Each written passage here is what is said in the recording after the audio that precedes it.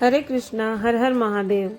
ये गाथा हर शिव के संहारक और करुणामयी रूप की, पार्वती के समर्पण स्वरूप की, जहाँ तप मिला तपस्वी से, प्रेम मिला भक्ति से और महादेव मिले महाशक्ति से। पर जिस तरह से एक नन्हा बीज भी रूप देखने की चाह में अपनी मिट्टी को छोड़ देता है, वैसे ही हर प्रेम कहानी किसी न किसी विरह और वेदना के सेतु से ही संपूर्ण होती है। राधे राधे दोस्तों, अगर ये वीडियो पसंद आए तो इसे लाइक शेयर करें और चैनल में नए हैं तो चैनल को जरूर सब्सक्राइब करें। कई हजारों साल पुरानी बात है। सती, जो साक्षात शक्ति का ही रूप थी, पिता दक्ष द्वारा अपने पति महादेव का अपमान सह न सकी और यज्ञ की अग्नि में कूद गई। शंकर बेसुध हो गए। सती के शरीर को उठाए तीनों लोकों में विचारने लगे। शिव और सती के इस प्रेम को देखकर सृष्टि रुक सी गई।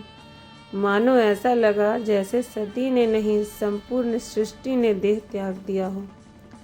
तब भयानक संकट की स्थिति को देखते हुए भगवान विष्णु ने अपने चक्र से सती के 51 टुकड़े कर दिए। जब सती के सारे अंग कट कर गिर गए, तब महादेव अपने अवसाद को समेटकर एक गहन समाधि में लीन हो गए। शिव और शक्ति के साथ न होने से सृष्टि का संतुलन बिगड़ गया। असुरों ने ताड़कासुर के नेतृत्व में तीनों लोकों में विजय प्राप्त की।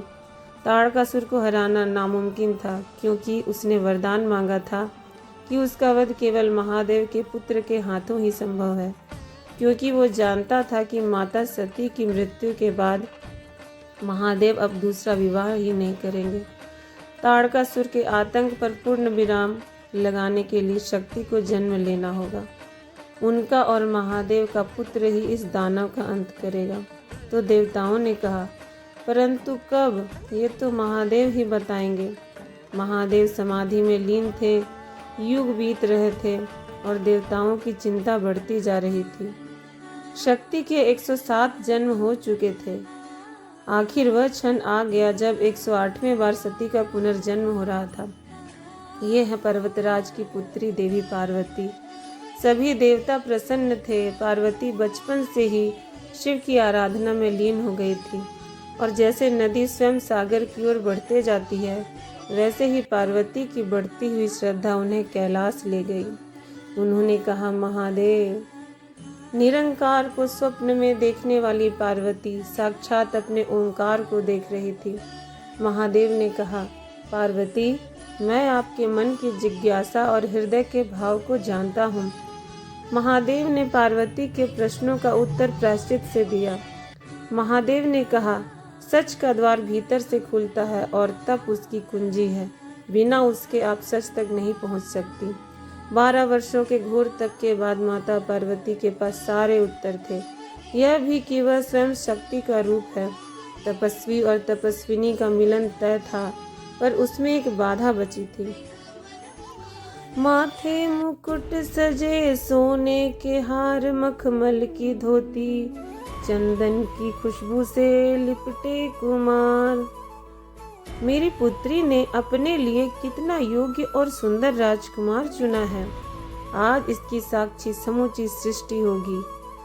आदि शिवा शक्ति के संग ब्याहन चले ससुराल, भूत प्रेत देवों के संग बन दूल्हा चले त्रिकाल।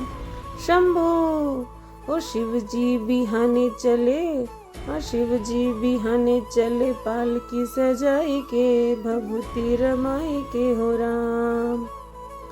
हाँ संग संग बाराती चले, ढोलवा बजाई के, घुड़वा दौड़ाई के हो राम। ओ बम बम बम बम बम बम बम भोला।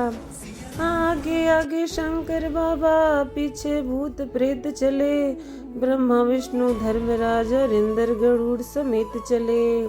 ढोल नगाड़े शंख बजे और बाज रही थी शहनाई। चलते चलते शंकर की बारात नगर के पास आई। सुंदर स्थान निहारा, शिव जी ने किया इशारा, देवता नाचने लगे, झंडे उठाई के, बाजे बजाई के हो राम।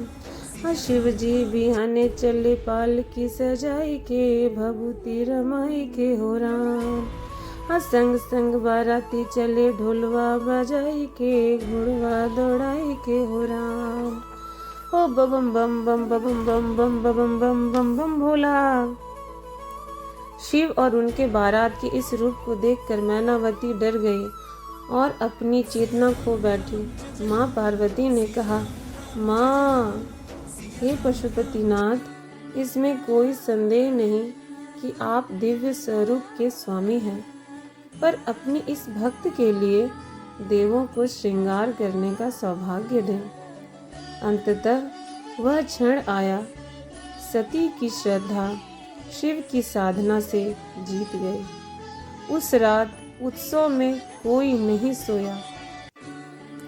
शिव और शक्ति की ये अमर कथा युगों युगों तक धरती में भक्ति और प्रेम के प्रतीक के रूप में याद रहेगी और ये रात महारात्रि कहलाएगी। हर हर महादेव।